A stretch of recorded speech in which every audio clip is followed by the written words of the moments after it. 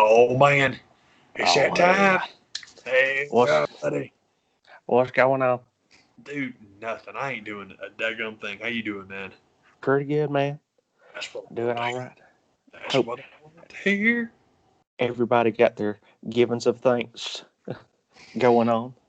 Man, Thanksgiving was awesome. I enjoyed the Jesus out of it. It made me very happy. Sorry, that's going off, but it's done now. It won't go off again. We got that close to getting that done before we started. I'm sorry, man. It's all But no, good. Thanksgiving is always fun, but it was particularly good this year. Made me very happy, man. It was cool. It was time. Awesome. We usually keep Thanksgiving pretty small because that's hmm the one that's our thing. So it's Yeah, cool, man. It was just my mom and I and my brother and my sister-in-law. We had a great time. It was awesome. that's the way to do it. I'm pretty sure I've mentioned to you before the thing about if you get my brother and I in the same room, we just cackle over dumb crap that we think is funny and nobody else does. Yeah. Unless Bethany's around, because hmm my brother and his wife have the exact same sense of humor too. So then it's just hmm three of us cackling over dumb crap. So it's great. It's always good when all of us hang out, man.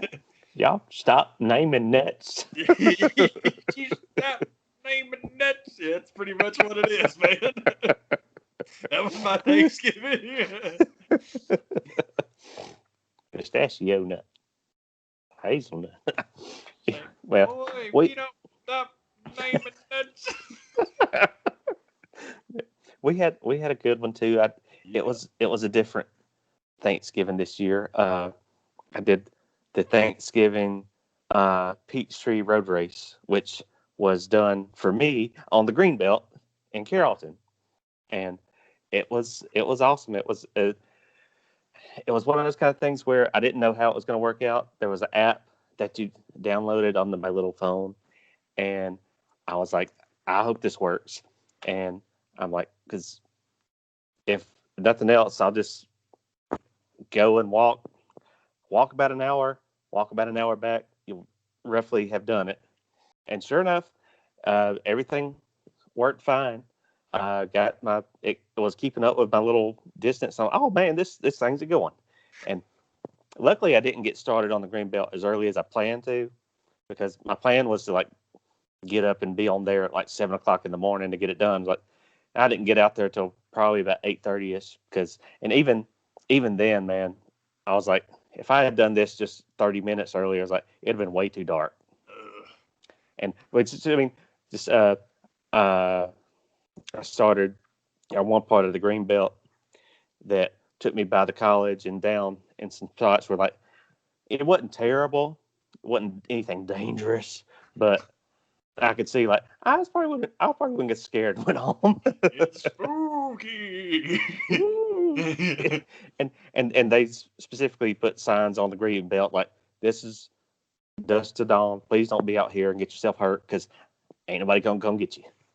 If they do, we might not be able to make it. But I'm on there and doing my little step thing, and um, and that's working. It's like, all right, look at me, I'm not so stupid. Yeah, for real. And I get back, get down, get it done, and I go to submit it, and I don't know if it worked or not. We'll see. I uh, I'm fairly confident by now it didn't, just because I tried to search, because I wasn't thinking, I didn't take like a screenshot of it when it said I completed it, and because I went to upload it, and it's kind of like doing its little turn thing. I'm like, what's it doing? And I'm like, okay, I'll just do it manually. And then you go to typing in all my information, because I thought it was kind of weird when I started this app. It didn't ask me for a name, email address, no nothing. I'm like, how does this know who I am? Hey, just go. It's fine. Yeah, I guess it's got my phone number and my IP address. And so when I say I'll just submit it manually, I even looked to be sure if I needed to have like a bib. It's like the little number you wear when you're doing it. Like, I looked for the bib number that I got in my little stuff I got in the mail, and apparently all of them just say 2020 across it. Like, great, collector's item now. It narrows it right down. And so I'm going to enter it manual, and it's like link, and it literally is the exact wordage on the app when you got to do it manually. It was like link proof, and I'm like, uh-oh. Oh my! I don't think I can do that. I'm quite certain that there's no photographic evidence. This is no good. You could have let me know this beforehand. That would have been great. I really should start reading those emails. Seriously. Anyway, I know I did it. Whether, that disqualifies me or what, I don't give a damn. I got the T-shirt. I did it. So it got done. Yeah, I got home in time to watch the Macy's parade. That's right. At least the last half of it, anyway. Important part. That's all good, man. Yeah. And that's what I was curious to see how they were going to do it this year, and it really looked the same. There was nobody in attendance on the street, but there was still all the floats and Looney Tunes. I like the Looney Tunes. And most of the performances were recorded, but they usually record it anyway, whether there's people there or not. So we had good ones. What I'm trying to say. Yeah, man. Thanksgiving's fun, man. It was cool. One of the cool fun things that came across the dang old YouTube over Thanksgiving that I got a big kick out of is basically the return of G4. I am one of those people that freaking loved that network when it was on, and I don't know why. It's just I'm not the type of gamer that they were trying to reach out to. I just liked watching some of the shows, and I'm one of those people that never understands, like, why is anybody gonna watch somebody play games on YouTube or whatever? But then I would watch those shows because it was more of a review, and I liked the people that did it. And they had a reunion show with some people that I didn't think, I don't know if they were even alive anymore. So that was fun to watch, and that's worth. And of all people, they got Olivia Bunn showed up for it. I didn't think she would show up. I was right surprised, and it's coming back, and Xavier Woods is going to be a part of it. So hell yes, he is, which I love. I was thrilled when I heard about that because man, if there's anybody that you want as an ambassador for how good video gaming can be, it's that guy. Because don't get me wrong, everybody in pro wrestling loves video games. You can watch Up, Down, Down and see that. But as a host, man, he is short list of among my favorites. I love that guy. So I was really happy to hear that. It's a good hire, they say. Yeah, man, seriously, it's cool, dude. So, and there were some. I was never that into Attack of the Show that she was on with the Kevin, what's his name, and they were part of the reunion and pretty much everything they did. I was like, oh yeah, I remember. Why y'all went away? But then Adam and Morgan Webb's show was the show that was my jam. And they were both at the table for the reunion, and Adam and Kevin both looked like they pretty much forgot to bury those guys, but I was glad to see them come back. I don't know if they'll be part of anything that's going to be going on. I really don't know how the channel is going to work. If it's just going to be strictly on YouTube, or if they're actually going to have a full-fledged channel. I don't know all the specifics of that, but I'm just glad to hear it's coming back. Yeah, man. I'm hoping they'll let Woods do. I'm not saying put up, down, down on the channel, but hey, just let him do stuff like that because a regular gig. Hey man, depending on what the salary is, man. Mm-hmm. Hey, if he wants to head for the mountains of Bush, that's great because dude, I love that guy. So whatever he wants to do is cool with me. Yeah. I was glad to hear G4 was coming back just because I'm with you. I read something one time I thought was quite funny. It was just people were making lists of just making jokes, younger sibling jokes, and this one was real good. It was like, if you genuinely enjoy watching other people play video games, that is younger sibling culture. And I'm like, right on, because I love watching people play games, man. I think it's real cool. And a lot of times it's games I really don't have any interest in playing. It's just fun to watch people play them. It's cool. Then other times it's stuff that I love, like, pardon me. Before I started playing Warcraft, I'd watch people play it all the time. Warcraft's pretty as hell. Good God. I mean, it's every color known to man times a million. It's great. But now I am playing it. I love that. I still enjoy watching people play it. So yeah.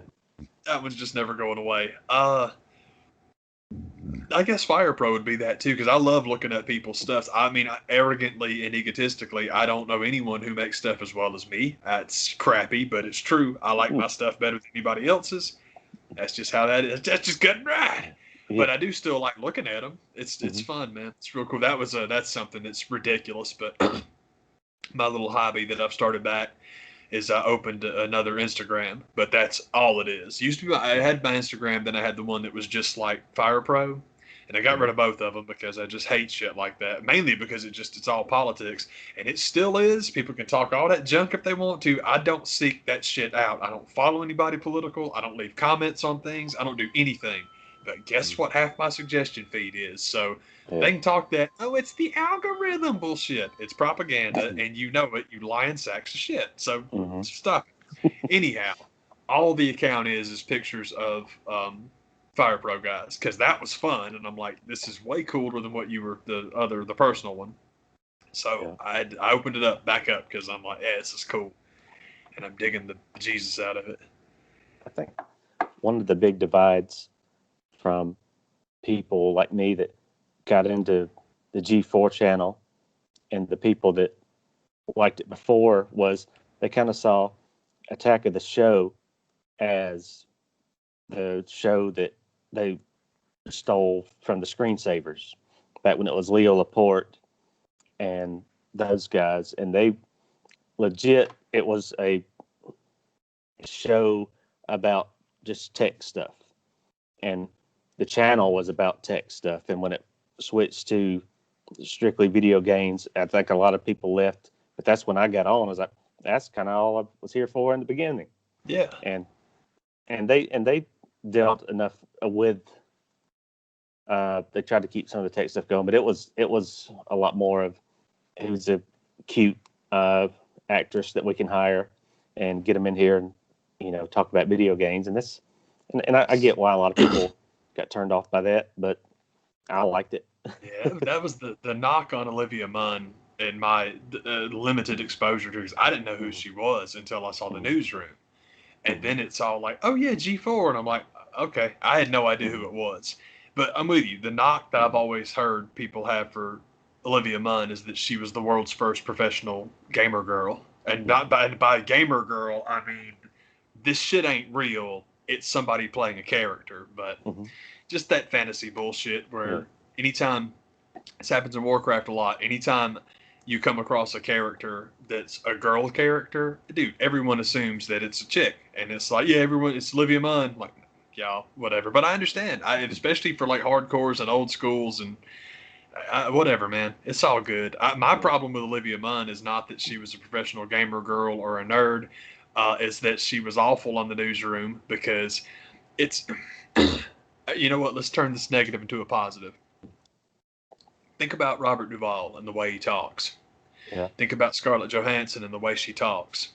These are people that have almost overwhelming regional dialects that no matter who the hell they're playing, you believe they are who they say they are. That's fascinating. That's incredible to me, man, because it's like that. It's just, that's not the easiest thing to get over. And so it's like, man, that's really impressive. Y'all go on. Olivia Munn, it's not even an accent. It's just her speaking voice. Her speaking voice sounds like she's yawning all the time. It's not her fault. It's just really, really hard to inflect and put emotion into your dialogue. And that's just not what your voice sounds like. It ain't her fault. It's just, that's not my thing. But yeah, as far as people hating her for G4, I'm like, I don't know. I missed all that. So I can't hate her for that, man, because I didn't watch it. So it is what it is. Yeah. But that's the thing, is like, there are plenty of girls that actually love video games that could have had that gig, but they don't look like Olivia Munn. I'm like, yeah, okay, I can see that. I can totally see the frustration there. That, and also, I thought that, and this really isn't her fault. This is not her fault at all. But it was a little bit, I guess frustrating is the word. It's probably a stupid word. But whenever the frickin' commercials for X-Men Apocalypse come out, and she gets the role of Psylocke, which really does make me mad, because I get it for the Jim Lee Cuisinart of bikini drawing. Yep, Psylocke was that character. but she was also quite interesting. That character was very, very cool, and I guess my frustration with it was not that you hired some pretty girl to play her, because it's a movie. Pretty girls get lots of jobs in movies, but you're telling me that Psylocke, that's the one that you have to get the costume 100% comic accurate.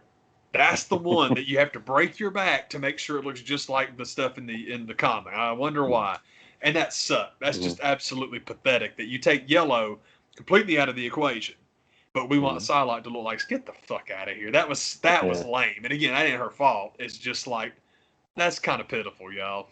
Yeah. For the love of God. Man. Oh, excuse me. What should I do? Man. Right. So speaking of comic book movies, there was some cool news that dropped. I guess it's probably been about a week ago now, but I'm kind of running a little bit behind. Hey, man, it's all good, brother. I've been crazy. I've finally got a reason to look into a HBOMAX subscription when they announce it. And I think they're smart to do this. They're going to put Wonder Woman on their Christmas Day. On Christmas Day. Yeah, and, Mickey, how much is HBO Max charging for Wonder Woman? Yeah, and they were very quick to let people know no additional fee. That's right. And it's the entire Warner Brothers catalog. Because unlike Mickey Mouse, everybody else learns real quick. They learn real quick. That'll lead me into a story that I read about earlier today because it just made me twinge with delight because you could hear the rat trap springing on that greedy. Yeah, oh, boy. Yeah. I loved that when I saw it the other day. I'm like, that's right. Warner Brothers is releasing all their stuff through HBO Max. Are you an HBO Max subscriber? Well, guess what you get? It's like, that's right what you get because I understand Disney's had a blank check to do whatever the hell they wanted to for a long time. Why is the worm turned on that? Well, I'll help you out. It's the same reason they're going to merge with Hulu and, oh my God, the Marvel Netflix series can come back now. They'll have a place to go because they can do R-rated content. Because I told you, if you're going to go tit for tat with Netflix, you better do what Netflix does or they will kick you in your ass. I don't give a fuck if you are Disney. And boy, that one turned out to be the case, didn't it? Yeah. Not even a year later, they're having to merge with the second biggest streaming service on the planet, and they're getting killed by HBO because HBO, who has deals with all the studios, not just Disney, is like, yeah, we're not doing that Mulan crap. If you guys sign up for it, sure, you can have the movie. Why not? And AMC's freaking out. I'm like, baby, you're already gone, so I don't think anyone's listening to you. Yeah. I love that they're doing that. HBO Max is such a cool service anyway because my brother had this conversation. There is Disney, which in my opinion offers one thing. That's it. If you're not looking to entertain your kids, Disney Plus is a waste of money. That's my opinion. There is Netflix. If you are not interested in Netflix original content, Netflix is a waste of money. Then there's HBO Max, which is right there in the middle because they've got so many years in with the movie studios that you can still do movies. HBO originals are unbelievably fantastic too. So either one of those things, you're set. But boy, if you want them both, if you want the standing catalog, which is Disney, the original content, which is Netflix, or you want them both, do HBO, man. It's very cool. And pardon me, it's very cool. This Wonder Woman was the only DC movie that had an interest in seeing what happens, and now I can just do it from home. Just like great. Oh, totally. Check it out. Wonder Woman's cool. Dune's the one that I'm excited about. I'm very, very excited about that. And apparently Legendary is all pissy about that, but we'll see. Hey, look, man, everybody's going to try and get their snout deeper in the trough. And I get that's all that's going on here.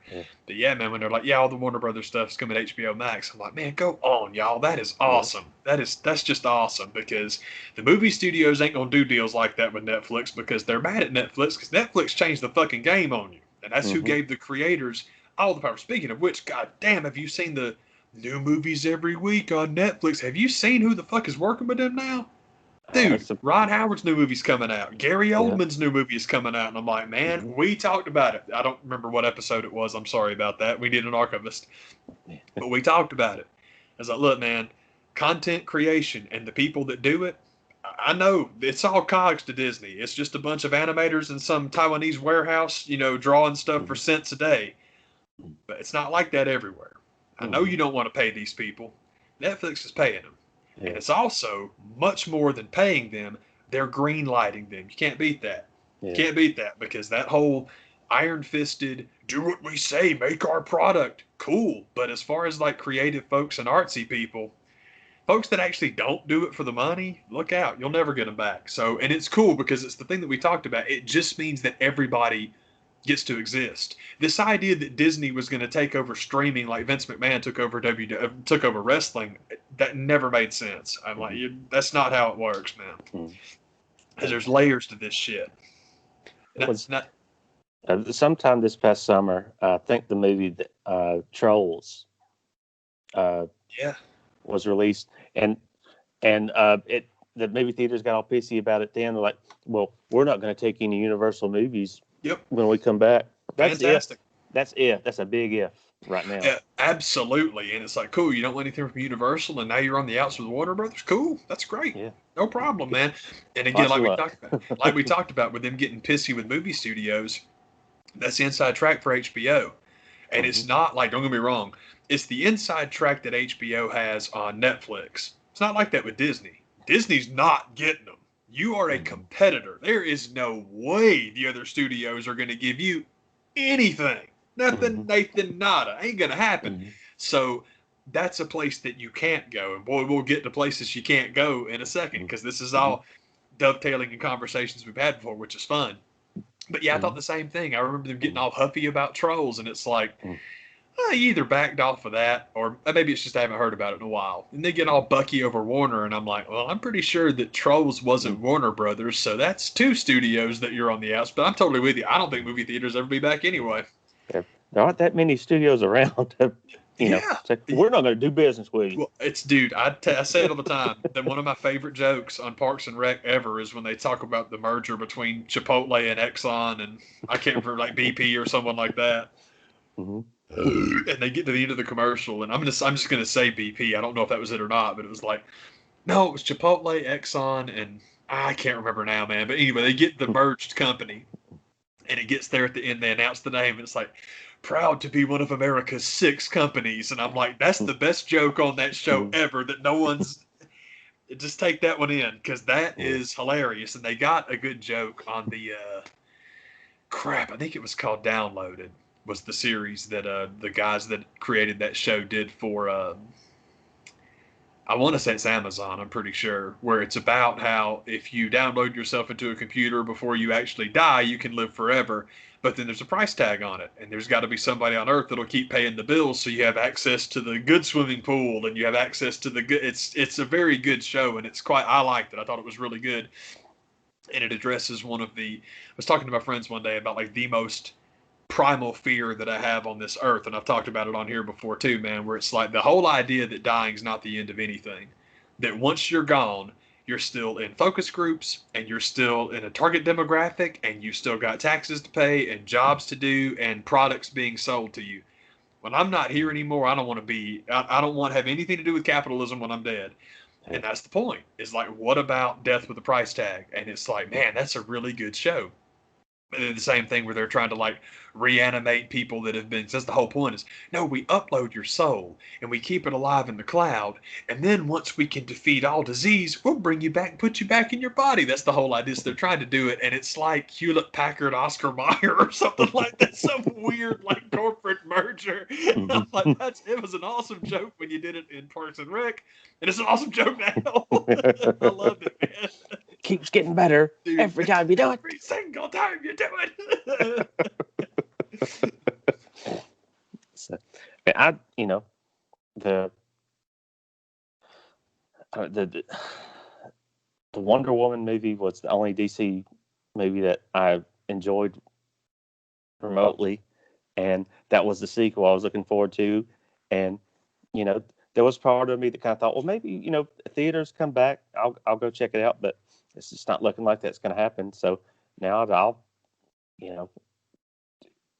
get into a HBOMAX subscription, and I've already decided I want look at Disney until all the Mandalorian episodes are dropped, so I can just watch them and move on to the next thing. Because the plan was gonna finish up Mandalorian, and then I think WandaVision was going to be later this month, or the first next month. Now that got pushed back, and instead of WandaVision, we're getting Soul, which nobody wanted. At least I didn't. So that WandaVision gets delayed because we're going to give you Soul on the Disney Plus app. I don't want that. I don't want that more mess. Yeah, that's been my whole thing, and I keep, all the people that I have this discussion with, because my buds, they know, they get it, they know what I'm up to. But anytime anybody else gets added to this conversation, you're not watching The Mandalorian? Why aren't you watching The Mandalorian? Like I punched their grandmother or something. Seriously, people are really overreacting to me not watching the show. I have to explain, I got a plan. My plan is, there is a show on Disney Plus that I'm really excited about, and I'm going to save my garbage free trial 7 days until that show comes out. And it's not the fucking Mandalorian. I'm not waiting till season 2's done, because honest to God, even now when I turn Disney Plus on, if I watch the Mandalorian, I'll be surprised. It didn't do it for me. It's not my thing. And if any of the stuff I've heard lately is the direction they're going, anymore now it's just freaking Rebels live action, Well, it's just name check, characters you already know. Here's this, here you go. Boba Fett's going to be on the next one. Ooh, I fucking care. I don't care. And that's the thing is, and I guess what makes me ill about it is I've had this conversation with people before. All y'all motherfuckers telling me you were done with it after Last Jedi. I actually like Last Jedi because I like the idea of going new directions. We undid Last Jedi. Now you guys are back in. Well, that's why I'm out now. Because again, I don't like the endless, let's bring back that character. Let's bring back that character. Wouldn't it be neat if Ahsoka showed up in this? And that is great who they got to play her, because I love Rosario Dawson. But Ahsoka's not my thing. I had the little DVDs of the Clone Wars cartoon that was supposed to be the greatest thing ever, and I could not get into it. It wasn't my thing. I just couldn't get into it. So that's not my thing. Anyhow, I'm with you. When WandaVision starts, I'm going to let it finish. And when WandaVision is finished, that is when I will do my trial, because it's the only thing I want to see, and I want to see it so badly. I can't wait. I'm looking very forward to it. But it's like, well, it got pushed back. I'm like, hey, man, I've already waited 2 years, dude. It's fine. They can keep pushing it back. It's not a problem. That's kind of what they're doing. Dude, seriously. It's like, dude, it's Maddie Collector. If you know what Maddie Collector is, you know Disney Plus is running the Maddie Collector. And again, if you want to compete with Netflix, do what Netflix does. If you want to be Maddie Collector, okay, but enjoy people complaining, because they're gonna.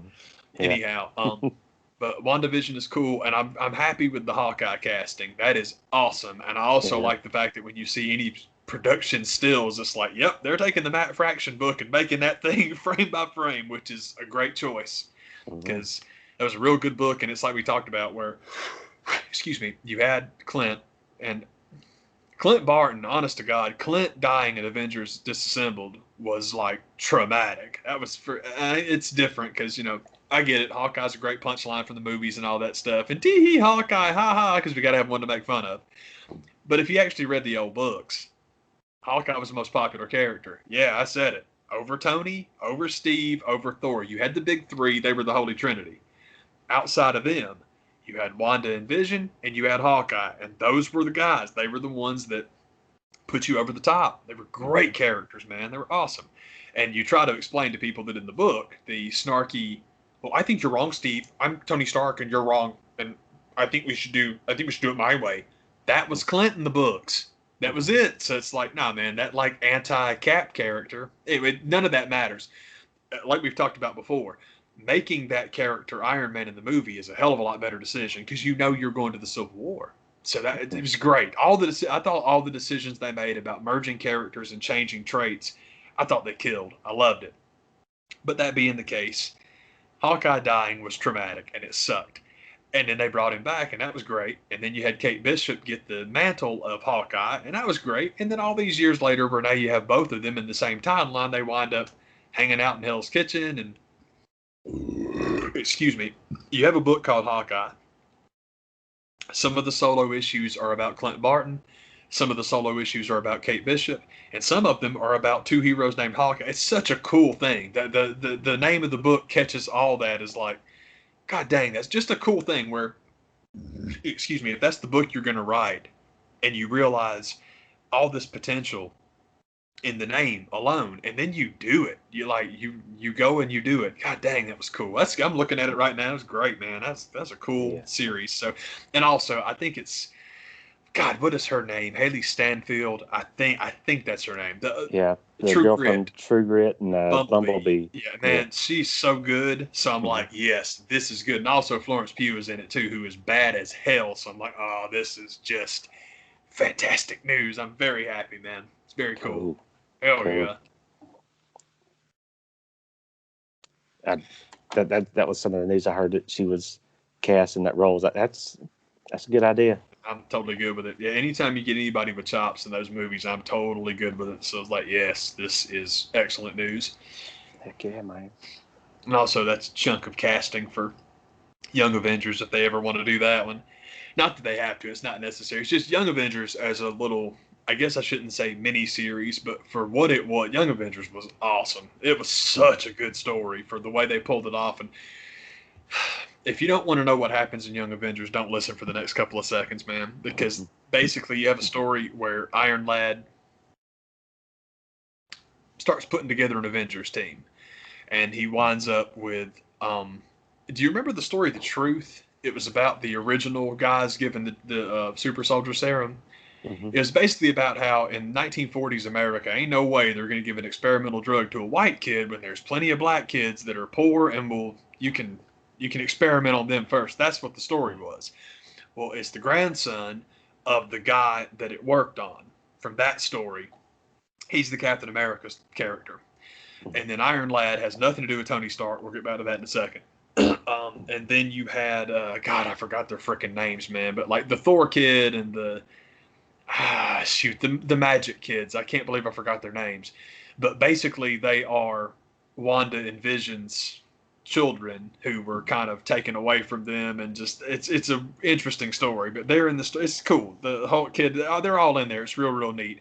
But ultimately, what happens is Iron Lad turns out to be Immortus, which is Kang the Conqueror, in his young little kid form. Because at some point in the timeline, they overlap and they all meet each other. And this Immortus, or Kang, as a teenager, sees what he'll be when he's older and what he ultimately turns into. And he's like, well, the only person that can stop this is me. And clearly that's my destiny to turn into that. So I better put this superhero team together so they can stop me when I get to that point. And it's like, that's a cool idea. It was good. I love that story. I'm like, damn, that's neat. Neat idea. It was dope, man. It was cool as hell. Loved it. Heck yeah, man. And I skipped over Kate Bishop. The Hawkeye's in there. Hawkeye's in there. Oh, full circle. Yeah, dude. It's such a cool story. I'm looking at that one, too. It's right over there, man. I was like, I need to get rid of some comics, man. But I don't know, man. The ones that are actually out on the shelf, I'm like, I don't think you can get rid of any of these, man. You like all this stuff too much. Heck yeah, man. But I got to get rid of one thing because I realized I don't have a copy of Long Halloween, man. Oh, man. And I need a copy of Long Halloween, so I got to make shelf space somehow. I got to find something that can go. That's a couple of versions of that one out you can get. So they did a absolute of it. It's some, as much as I love those absolutes after a while, it's like, man, these are just too much, you know. The only absolutes I kept were Sandman and Watchmen, because Watchmen it's a little bit different. I kept Watchmen because it's the last thing I ever bought from Gail, because she was such a sweet pea, and it was like way after it went out of print the first time, and she like put it behind the counter and was like, yeah, just come give it whenever. I'm like, oh, good Lord, so cool. That and it's Watchmen, and I love it. And also, Dave Gibbons' art really, for that book in particular, it lends itself to being blown up. Some of the Sandman stuff falls apart when you make it too big. Some of it's great. Some of it's not so good. But boy, the Sandman, Watchmen, you blow it up. It's like, this is lovely. Oh, it's so good, man. Yeah. Man, the last thing I ever bought from Gail, I cashed out on just because it was worth so damn much money. I cashed out. I had a Marvel Premiere Infinity Gauntlet. Oh yeah. That I was like, well, this thing's worth a lot of money. I need to go get that money. And Yeah. I've since replaced. I didn't replace it with that version, but there's a Marvel Select hardcover that got put out. So I was like, I feel like I still have it. Totally. Oh, totally, man. It's like, nah. That's one of the things about Absolute Watchmen is that it's back in print now, so it's not worth anything. So it's Uh, not a difficult decision. Excuse me. But yeah, for other absolutes, the only other ones I considered, I really thought about All Star Superman because holy mm-hmm. shit, do I love that story. So I'm Oh still yeah, every now and again that one comes back, and I'm mm-hmm. like, oh god, do I need to Yeah, do that? Because yeah, that one, as far as like what they look like blown up, man, the colors in that one are digital. It'll be beautiful. mm-hmm. It'll look incredible. I'm like, oh my Mm-hmm. god, because that just Mm-hmm. might have to happen.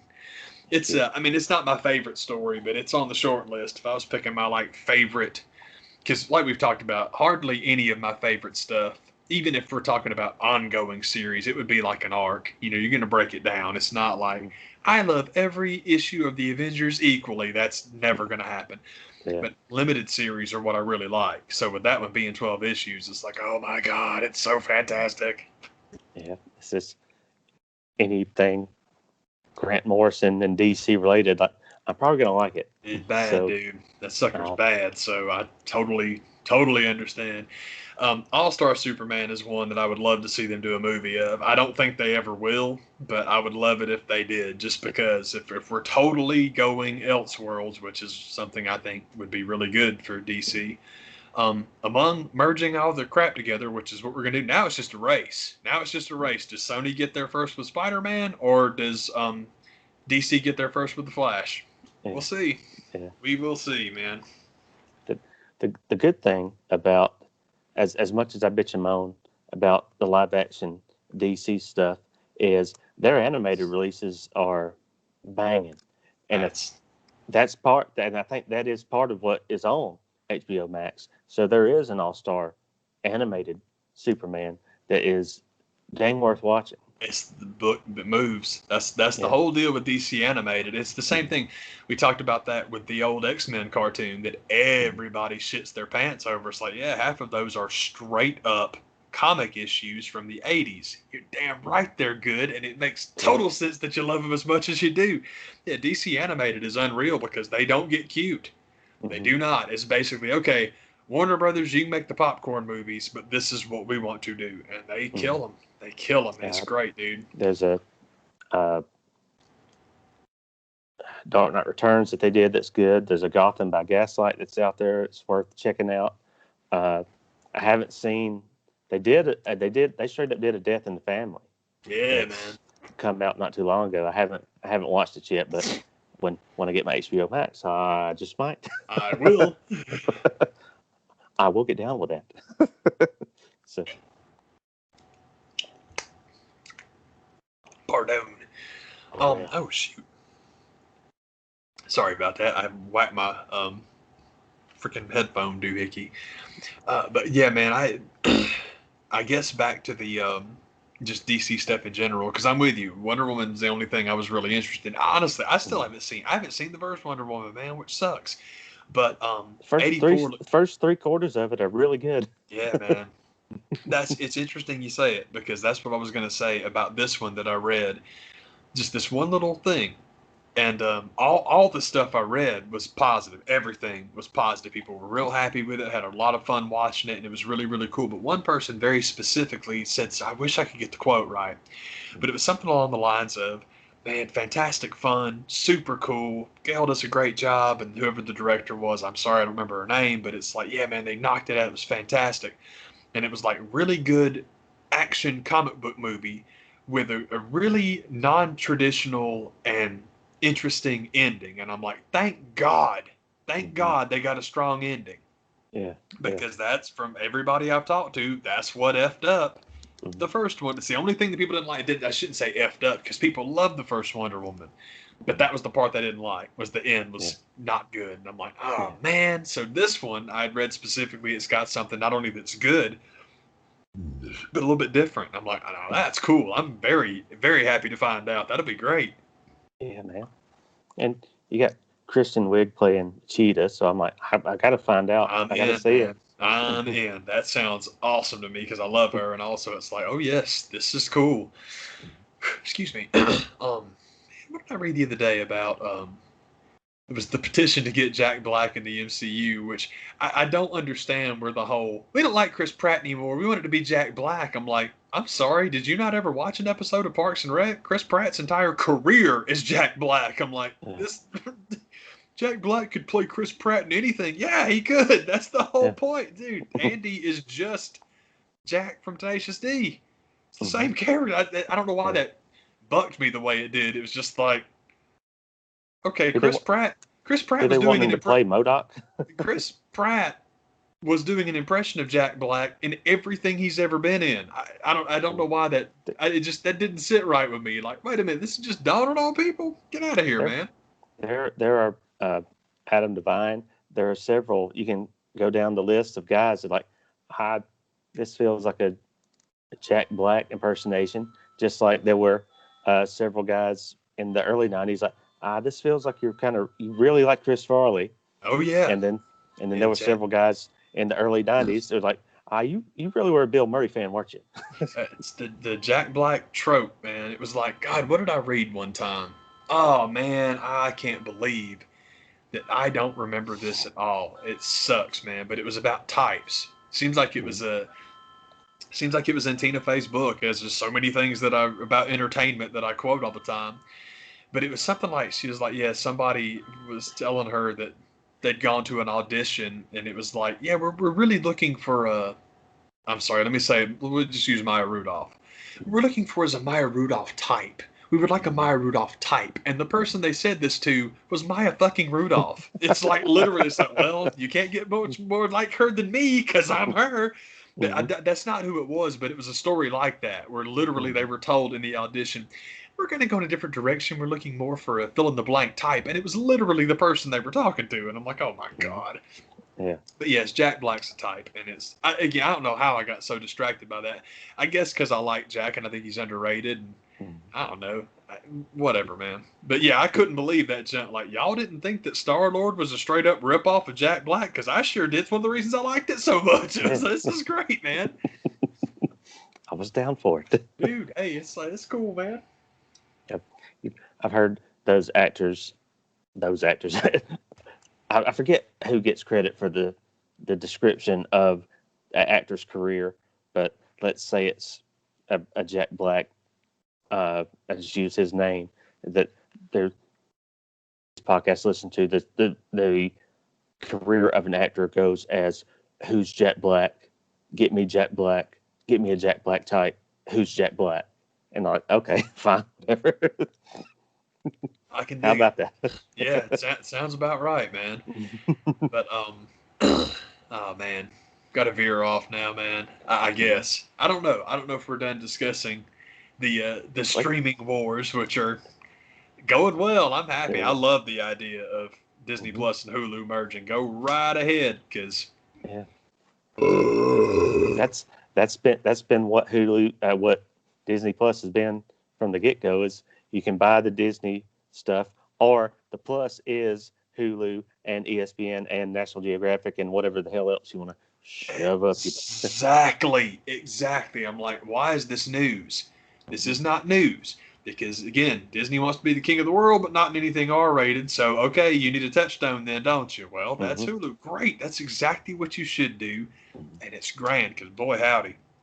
On the subject of originals, man, I haven't spent a ton of time on Hulu. I think the TV stuff's pretty good. I mean, they've got deals with pretty much everybody. But, man, some of the stuff that they have made, it's the thing that I love about Netflix, man, is the original stuff, and not just Netflix originals, but what it does to everybody else's. The Amazon stuff, the HBO stuff, the Hulu stuff. Oh my God, I love it.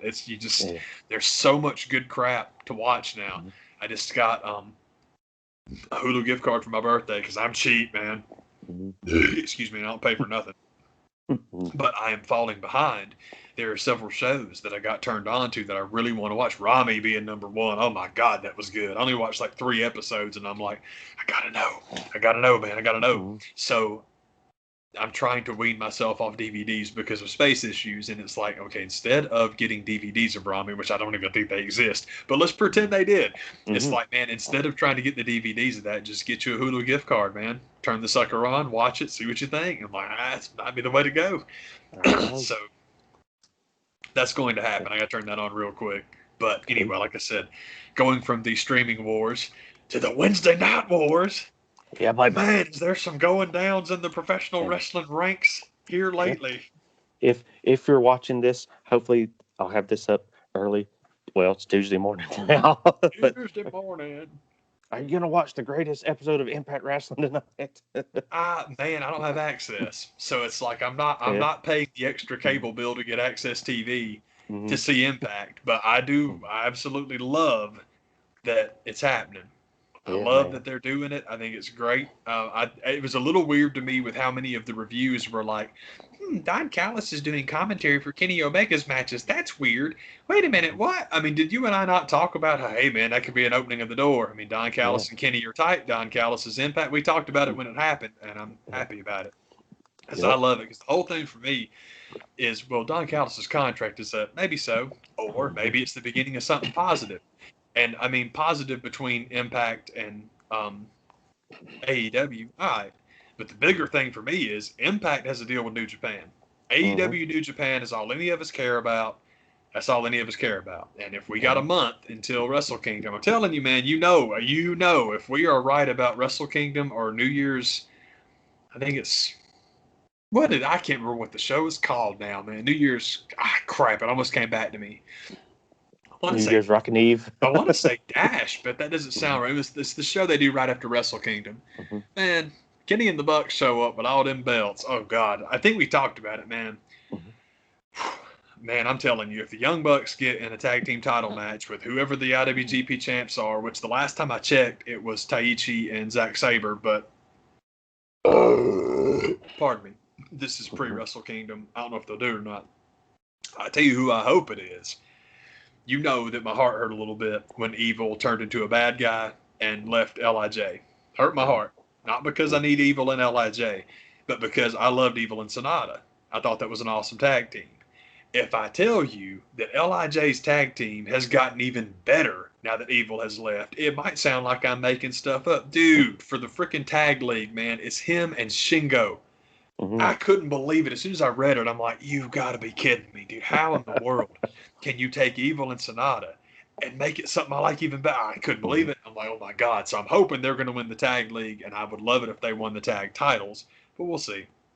But, man, if you have the Young Bucks talking all that, best tag team in the world bullcrap and la-di-da, and I think I said all this last time, but I'm still excited about the idea. There's several ideas I'm really excited about, but the one of, you know, we petitioned you guys to be the tag team champions of the world, and you were like, oh, you're junior heavyweights. I don't have time for that. And it's like, well, the AEW heavyweight tag team championship says we're the best tag team in the world.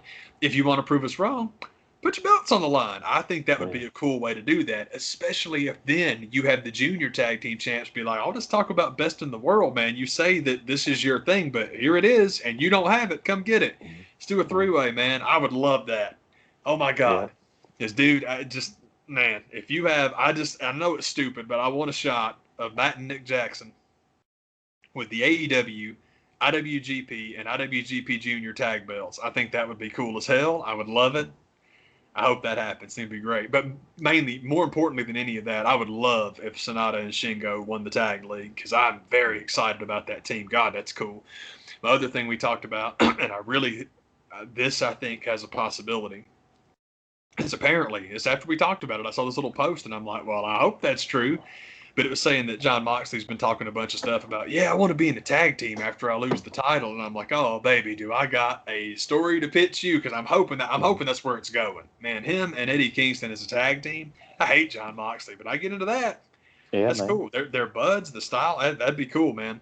I guess that he has to go and beat up, Sami Callihan first or whatever. Yeah. But hey, whatever, man. Whatever. But I like the idea of that's cool. And it's weird. They were talking about like Impact and AEW Dream matches and stuff like that. And there are several I would love to see. I have seen Good Brothers Young Bucks. I get it. But We'll see. I don't know if that'd be my number one thing. I would love to see the Good Brothers wrestle pretty much anybody. That includes, Yeah. it's fine. That's cool. Let's do it. It's okay. And also, it would get them the Impact tag belts too. If you wanted to have 4 of them when they win the whole thing, that'd be great. Yeah. But man, Rich Swann, Kenny Omega, man, I Heck saw yeah. that print. I'm like, oh my god, I hadn't even thought Yep. about it. Somebody suggested that, and I'm like, oh man, I hope you're right. God, that would be so cool. That's been the story I keep hearing come out, like Kenny's going to be like this belt collector thing. And I'm like, maybe that's the plan. I don't know if they'll do that or not, but who knows? I can dig it, but like I said, I would prefer it if they would do that with the Young Bucks. That's literally what I want them to do. That's literally the storyline I want them to do with the Young Bucks. I just think that'd be so cool. And we'll see, but I guess my point is Kenny Omega has already had the IWGP title. Young Bucks never had the tag titles. It never happened. People think you're crazy when you say that, but it's true. They didn't. They had the junior tags forever, a million times and longer than anybody ever. But they never had the world tag titles, and that would be real cool if they got them. As far as Kenny the belt collector, I would have Kota Ibushi beat him, and then have Kota Ibushi come to America and drop the AEW title and go on his merry way. That's what I would do. I think that'd be freaking awesome. But shoot, man, I don't know. We'll see what they do. I think it's exciting that we're even prognosticating this stuff as more than just what am I going to do on Fire Pro this weekend. Yeah. It's cool. I love it. It's this thing that we talked about many times before. And this goes back to the earliest conversations we had about AEW and why I always thought this was a good idea. As far as what you can afford and who you can afford and what you can do, there is nothing you can do that Vince McMahon can't do. So do the stuff he won't. Yeah. Do the stuff you want. Pick up the phone. Yeah. Call somebody else. Do exclusive stuff. And actually treat your guys like independent contractors. It's very funny. People are like, well, how come nobody gives AEW a hard time about the independent contractor status? Because those guys still show up in other promotions. That's how, Dick. It's only Vince that says, nope, I say no, but you're independent. Get the fuck out of here. No. Yeah. Pro wrestlers were independent contractors forever because they would move from territory to territory. Much like what they do in AEW. There's about 5 of them that might be employees, but again, if they're going to go to Impact and they're going to go to New Japan and they're going to go here, there, and yonder, they're independent contractors too. Again, it's only Vince, y'all. I know it hurts people's feelings because, oh, Vince can do no wrong. No, he's a bastard. He's a piece of shit. And it's okay to be entertained by a piece of shit. Lots of us are. We watch movies all the time by people that are horrible. But trying to defend that stuff is just people not knowing what the hell they're talking about. Okay. Yeah. But anyhow, it's exciting junk. I love that. First of all, I mean, just being selfish. Thank God Moxley's not the champ anymore. He's not my guy. That title run. Dude, did you listen to Cornette and Last reviewing that show? Oh, yeah. All they did was go after him. Did you notice that? And even Cornette is like, well, you have somebody like Kenny Omega with his athleticism, and then he got tongue-tied. When does that happen to Jim Cornette? And I'm like, because you know you can't criticize that guy. You're able to criticize Moxley, or more importantly, Ambrose, the guy that used to work with your guy. And I keep saying your guy because he does that thing all the time where it's like, I'd pay good money to see the Young Bucks explain their politics and their republicanism to the people that watch that show. You're tight with Vince. Vince is your guy. You defend him all the time. And his wife didn't raise money for Donald Trump. Didn't support Donald Trump. She was in his fucking cabinet. So don't tell me it can't be done, Mr. Democrat. And I say that chortlingly because it's just Corny's natural shit stir tendencies. He lives in Mitch McConnell's state, so he's got to. Well, I'm a Democrat. I don't know what the fuck that means, man. Clearly, you don't know what that means. But anyhow, none of that matters. I got sidetracked. But I just thought it was interesting that all of their criticism of that match was Moxley, which, of course, I agree with 100%. I'm not a guy. He's not my dude. And it's not just the performance of the match. It's the way he puts them together. And it's a good point. I thought they made a really good point about, all right, help me out here. This is a guy who got attacked by the entire Dark Order and was on his feet before the camera cut off. This is a guy who goes through plate glass and gets busted open every week and is Mr. Blood guy and Mr. Death guy and can't kill me. I'm too tough for that. But a fucking microphone knocked you out. And I'm like, you're right. Exactly. That's the point. That's the problem. Making yourself fucking RoboCop, man. It's like, dude, you just wind up looking stupid. But it goes back to the whole, well, remember when the Young Bucks put over Private Party, but not really, because it was a roll-up, so they didn't really lose to him. They just made him look bad. I know what you're doing. You're trying to make him look bad. I'm like, and that's what Moxley's doing now. Moxley, and he was never going to lose clean. There's no reason for him to lose clean. But that chicken shit little microphone bump, come on, man. You've tried to make yourself the fucking Incredible Hulk, but you get hit with a microphone. And by the way, he was on his feet before that was over, too. You mean kill that Don Callis? It's like cutting a promo, and it's like, man, I don't know what it is. I don't know how many ass whippings that guy took when he was younger, but it was a bunch. It was a bunch. Moxley strikes me as the kind of guy that started a bunch of shit-talking fights when he was in high school and lost every goddamn one of them. So now that he's got the book, he has to write the tough guy story. That's what it seems like to me. It's just like, God dang, man, your insecurity is painful, brother. It's painful. Well, I got a hot wife that I banged in Times Square. Good, you should hold on to that. You should remember that, because Renee is real pretty. And if telling the whole world that you fucked her, even though you're married to her, so I think they can put two and two together. I hope they'll put two and two together. Well, if it makes you feel better to tell everybody that, well, okay. But I would like to think that you just thinking back on it would make you feel good, and you ain't got to tell nobody nothing. It drives me nuts, man. And I got sidetracked. Thank God he is not the AEW champion anymore, because I was tired of that junk. I'm done with it. So now we can move on to the Hangman era. I wish we were doing that now. We can do Omega. And again, like we said, if all that stuff, because I wanted it to be longer, and I was hoping that Hangman would win and then Kenny would win. And I was hoping that the Revival would retain and then the Bucks would win. But like I said, man, if they show up in Japan in January, metal. Yeah, dude. Timeline totally makes sense then, because you need them to show up with all the gold to talk that junk. I'd love it. I would love it. I think that'd be super cool, man. Heck yeah, man. It's exciting crap, brother. And also, as far as immediately afterwards, like, well, you know, the merger between AEW and Impact, it's not what people think. It's not as big a deal as people think it is. You do know Triple H is on the goddamn record on their little conference call the next day. So WWE's open to working with anybody, which I hope he is. Because we're open to work with anybody that'll let us buy them. Dude, if you're going to do, and this is the point, it's something we talked about, WWE now is in a position to learn a lesson from that guy Phil Brooks that they hate.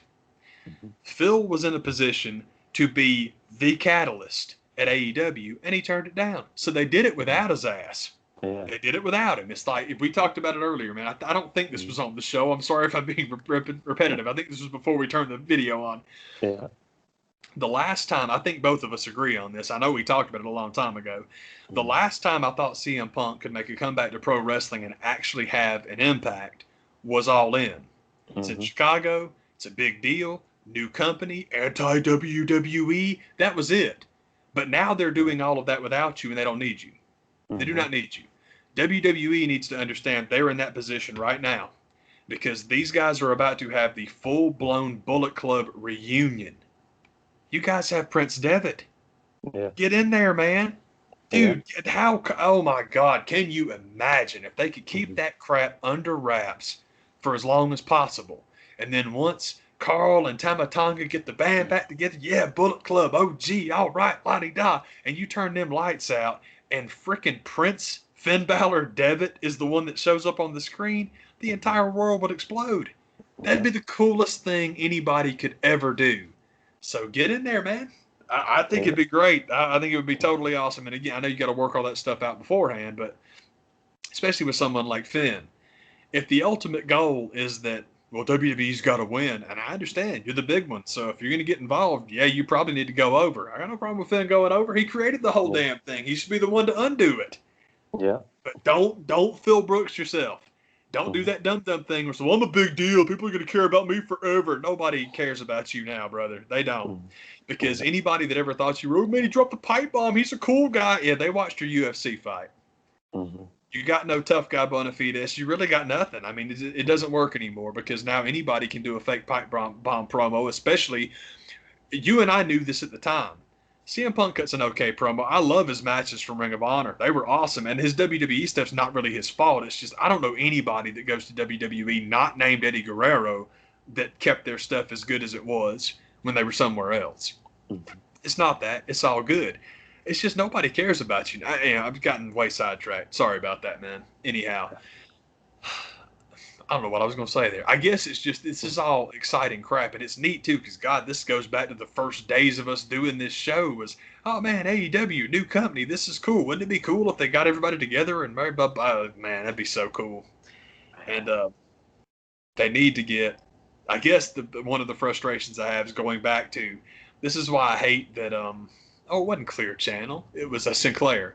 About Ring of Honor. It's like, damn it, if it was still one person, they could be in this too. And that, it'd be so cool, man. But that sucks, man. Man, it's gonna. They'll end up in it some kind of way. I hope so, man. As long as they didn't. I know the thing with New Japan got real ugly when they had that bullshit Enzo and Cass run in. Yeah. Because that was a tag title match. And apparently that was just in-house Ring of Honor, and they didn't let anybody else know what was going on. So you got the New Japan tag titles changing hands in the background. Well, you have a skirmish between Jay Briscoe and two punks jumping out of the seats, and it's all like, fuck you guys. No. You clear this shit with us. You don't make that call. And I don't know, it might be different now because the whole Fred Mayer or whatever the hell his name was, the Dutch guy that was in charge of New Japan, that was the one that, I'll never work with AEW. Well, he ain't got a fucking job anymore, so the door's open. Yep. But yeah, I would love it if Ring of Honor get in there too. That problem got solved. Oh yeah, it's all like, it's one of those situations where it's like, I say it all the time here. People get crazy about, well, you don't want your government to have too much power, and you're right, you don't. But unfortunately, the people that run the country aren't government officials; they're CEOs. Ain't no ballot box for those.